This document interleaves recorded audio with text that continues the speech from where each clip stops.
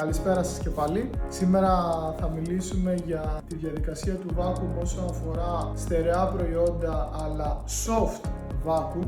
Υπάρχουν κάποια προϊόντα τα οποία είναι πιο ευπαθή και δεν θέλουμε να τα τραυματίσουμε από τη μεγάλη πίεση που θα δώσουμε στην απομόνωση του αέρα για να κάνουμε ζημιά στο προϊόν μας. Οπότε θα δείξουμε στο μηχάνημά μας που είναι στο πρόγραμμα 2 όπως έχουμε ορίσει στα 15 δευτερόλεπτα. Εδώ είναι το πρόγραμμα, ο αριθμός των προγραμμάτων, τα δευτερόλεπτα και ο χρόνος κόλλησης που θα παραμείνει στα 3 δευτερόλεπτα, δεν το πειράζουμε καθόλου όπως έχουμε πει. Πατώντας πάλι το πρόγραμμα επιλέγουμε το χρόνο, θα το επιλέξουμε όπως είπαμε στα 15 δευτερόλεπτα, πάντα ανάλογα με το μέγεθος της σακούλας και το προϊόν που θα βάλουμε εμείς μέσα. Και πάμε τώρα να κάνουμε την διαδικασία μας. Πάλι βάζουμε το προϊόν μέσα στη σακούλα και κατά αυτόν τον τρόπο τοποθετούμε τη σακούλα μας μέσα στο θάλαμο. Κλείνουμε το καπάκι με αρκετή δύναμη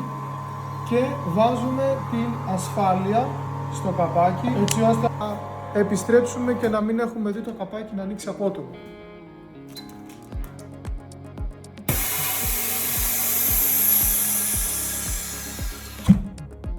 Έχει βγει ο αέρας από μέσα, αλλά δεν έχει βγει τελείως. Δεν μας έχει καταστρέψει το προϊόν αν είναι ένα ευπαθή προϊόν. Στα επόμενα βίντεο θα μιλήσουμε για υγρά, πώς κλείνουμε υγρά και πώς κάνουμε τη διαδικασία της μαρινάδας.